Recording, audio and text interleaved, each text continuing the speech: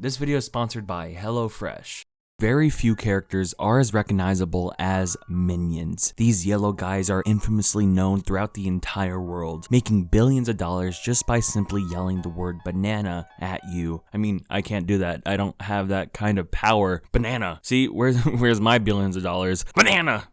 Banana! Banana! Give me money. Come on. Banana! See, it just doesn't work. It just doesn't work. But it works for these guys. These guys are incredible money-making machines. They're beautiful creations made by our gods over at Illumination, and for over a decade now, they've just been pumping out Minions content to the point where we have 5 whole movies. 5 whole movies to make us cry, laugh, and love. It started with Despicable Me and most recently added to the series with Minions 2, but this series only truly began cementing its foot in the doors of cinema classics with the release of Minions in 2015. This is the movie that just separated Illumination from the rest. It just took them as a simple cash grab and elevated them to high class, to pure art. Sure, Despicable Me 1 and 2 were successful and made billions, but in those movies, the Minions were just side characters. They were just goofy little helpers without much screen time. The characters focused on in those series were Gru and his daughters and random villains, blah blah blah. Who cares? Who cares? That's baby storytelling, that's lame. The real meat of those series, the real juicy parts were always the Minions. Loud, yellow, plump guys worthy of your full attention in every single way. These guys are showstoppers, heartbreakers. These guys should never be muddied down by simple people like Gru. Get out of here. You're not worthy of them.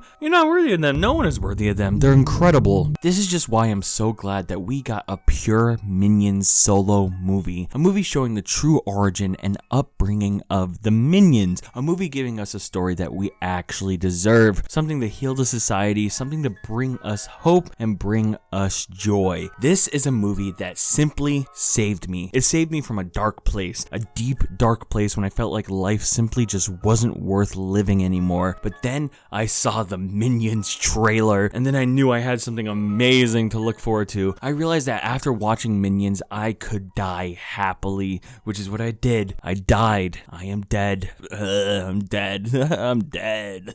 Personally, I think everyone that loves the Minions today are absolute penis riders. I'm sorry to say it, but they are. You're just now hopping on the Minions train. You're a bandwagoner. You're bandwagoning. I've been a Minioner, a Minionite since the beginning. I have never said anything bad about a Minion thing ever. I've always loved these guys. I've always seen them for what they are. It's trendy now to be in love with Minions. It's trendy to say Minions is peak or Minions is goated, but screw trends. You're either a ride or die or you're a fake Minion fan. Today, I'm going to analyze, deeply analyze, hard analyze the Minions movie. The 2015 masterpiece that no doubt holds up to this day. I'm going to look at every frame, every fart, every minion, and find out what makes this movie just so good.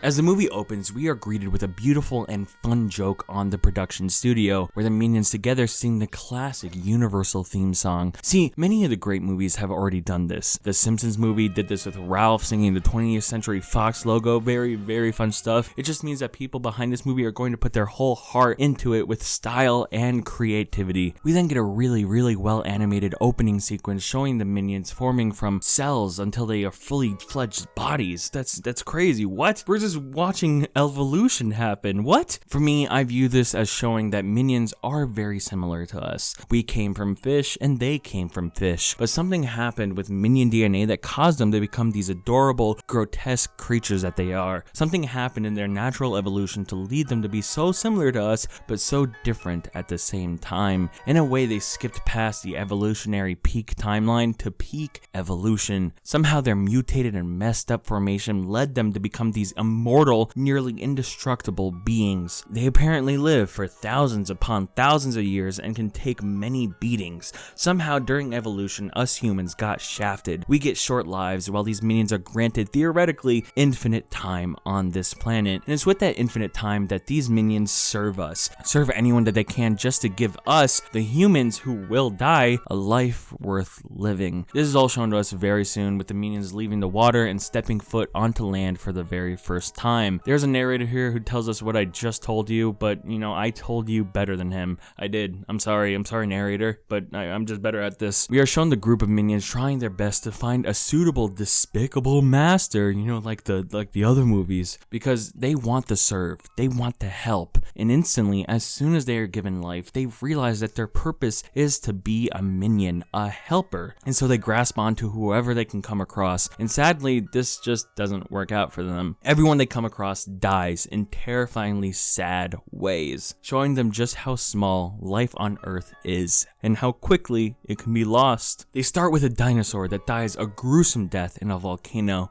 and soon humans start to exist, meaning that these minions survived the very first apocalypse. They survived the extinction of all dinosaurs. That's insane. The first human that they serve dies almost instantly, and then soon alongside the minions, nearly thousands die in the blink of an eye over and over again. And even when they move on from normal humans, from sheer mortals, they serve Dracula, but even he dies so easily, which just shows that it doesn't matter how strong you are, the minions are stronger. Oh god. Thousands of years pass and they serve men of power who die as well, until it just seems that there is no one left to serve. You see, people like to put the minions down and treat them like dumb characters that only exist for gags and farts and stuff, but so far we have seen a story about finding your purpose, finding why you are put on this planet. These beings exist forever, and when everything around them becomes dust, why even bother living anymore? Our time on Earth is so valuable and so precious because of our short amount of time here. It leads us to remember to truly live and want to live. But for these guys, time is just not a thing for them. They will actually see everyone around them wither and crumble. And that is just so sad. That just shows that the story of this movie is going to be a very emotional one. This movie is going to remind us why we're human and why we need to make every second count. It's powerful. It's a great message to come from the Minions movie. Soon the group of minions finds shelter to find out what they should do next. They send out 3 minions, Bob, Stuart, and Kevin. You might recognize this pairing and mission type as the famous story of the biblical Magi, the 3 kings, or the 3 wise men. They travel bringing fortune and gifts and visiting great men such as Jesus. That is why our minion group then goes to New York City, the most pure city in America. Here they will find a new person to serve, a new villain. They will find their purpose, their meaning of life. The first one they are drawn to is Scarlet Overkill, a woman. Oh my god, a woman? Almost instinctually, these minions get hard-ons for a beautiful woman. This just shows us our basic primal urges exist everywhere.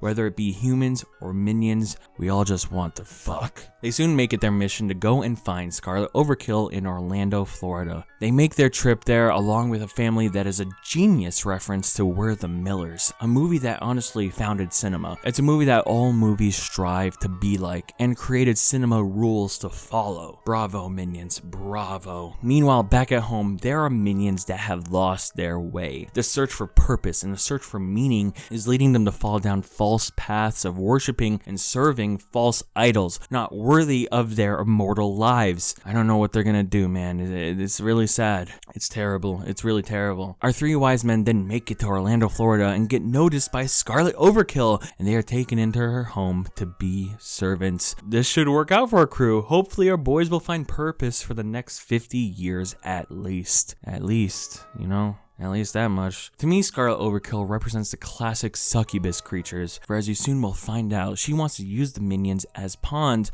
for her to get away scot-free. And basically, if you didn't know, a succubus seduces men for their own personal gain. At least that's what I think they are. That's what my grandpa told me his wife was. The wise men are then sent out on missions to retrieve the queen's crown for their succubus. They fight an old man and go through chase sequences until they are successful at grabbing the crown to serve their master. They do this, they accomplish their mission. The first time in a very long time, they are able to correctly serve someone and feel fulfilled by helping someone else. This fills them with joy and excitement. This gives the 3 wise men hope that they can bring the rest of their species to come and serve without issue. And for a moment, they can finally be happy. But Scarlet double crosses them and plans to torture and hurt them. This just shows us that the minions were not on the right path in life. Thousands upon thousands of years of searching, and even when they finally thought they found out the very thing to fulfill their lives, it turns out that they were wrong. But even throughout their torture, they never crack or buckle because they are minions. They are superior to us. Normal means of torture that would work on the simplest of humans to cry out for God would never work on creatures just molded for survival, such as Kevin, Bob, and Stuart. The minions then easily plot their escape. In their hearts, they don't believe that Scarlet would simply double-cross them, so they do their best to get back to her and serve her. Because if they don't serve her, who will they serve? What will they do? They are out of options. They are losing any chance at a life worth living if they cannot be a minion. They go and try to make up with her, but this causes conflict. Kevin is able to run away safely, but Bob and Stuart are kidnapped to waste away. This leads for the absolute alpha, Kevin, to go save his family. He does this by becoming incredibly large, incredibly massive, and sexy. He is the king of his family. He is the destroyer of worlds. There's none who stands in Kevin's way. Throughout all the conflict with our three wise men, it also turns out that devout followers of the minion race have also made it to London. That's great. They're finally here. They made it to see that they finally have someone to serve. And without realizing, they are heartbroken instantly upon arrival with finding out that the person that they want to serve does not want them to serve. Oh man. Kevin soon smacks Scarlet into oblivion, leading her to get angry and become a giant penis. I mean, missile. This missile is nothing for Kevin. Nothing for an absolute Giga Chad such as him. So simply, he just eats it. He eats it and then just grabs Scarlet to explode alongside her to take her out. It's fight or flight, and Kevin chooses fight. Kevin is shown to be alive and well and back to his normal size, leading for a celebration amongst the species of minion. They are thanked for saving the day, even though that is not what they truly care about. All they wish is a meaning for their lives by making someone else's life better. And during the celebration, they meet someone that will grant them this one desire. Gru. Gru is who these exceptional creatures will give a portion of their infinite time to. God knows how long Gru will live, or how long they will have with him, making his everyday count. But that does not matter to them. What matters is that for a very short amount of time, in the great scheme of things, these minions can be happy. They can be happy fulfilling a lifelong dream they have always had. Minions is a story about destiny, a story about fulfillment, and a story about life as we know it. It shows us that the life we take for granted is truly nothing in the scope of a species unable to age. It shows us that even if these creatures with their million-year-long lifespans can find something to be happy about, then we should be able to as well. The time we have on this planet is short. It's very, very short. At any point, something can come and wipe us off the map. All our history, all our memories can be lost as quick as you can blink. But for the minions, that is not the case. They can't be hurt, they can't be killed, and they seemingly will never age. Every single form of petty life on this planet is absolutely nothing compared to them. The movie shows us that even with a curse such as this, you can find your meaning in life. You can find ways to make the time worth it. Even if you can't make your own life good, you can make someone else's perfect. And it's up to them with what they're willing to do with the short amount of time that they have. I think Minions is an incredible movie. It's a story that will hold the test of time and be held as one of the greats. I think it's nearly flawless and truly a work of art. I thank Illumination for gifting us such a powerful piece of media that just reminds us how one day we will all turn to dust. Anyways, thanks for listening. This video is sponsored by HelloFresh. I love to cook, but I don't like to leave my house and go to the grocery store. So I became a weekly user of HelloFresh. Before they even sponsored me, I've been using HelloFresh for months on end now, and I absolutely love it. Currently, I'm living in Texas right now, and it's been 100 degrees every single day, making going to the grocery store literal hell. The HelloFresh cuts out me needing to subject myself to those hellish temperatures by delivering fresh quality produce from the farm to my door for me to cook every week. You can choose from 55 plus weekly options that allow you to mix and match all sorts of different delicious meals. Nearly all of HelloFresh's packaging is recyclable, and on top of that, each meal comes neatly organized and packaged in its own little bag. The instructions are insanely easy to follow, and the meals just come out absolutely delicious by the end. I mean, just look at this. I pretty much licked my plate clean. You can go to HelloFresh.com and use code 24frames16 for 16 free meals across 7 boxes and 3 free gifts. That's HelloFresh.com with code 24frames16. Genuinely, I recommend HelloFresh to everyone that needs an excuse to start cooking for themselves and don't know how to begin. It's honestly perfect. Thank you to HelloFresh for sponsoring this video.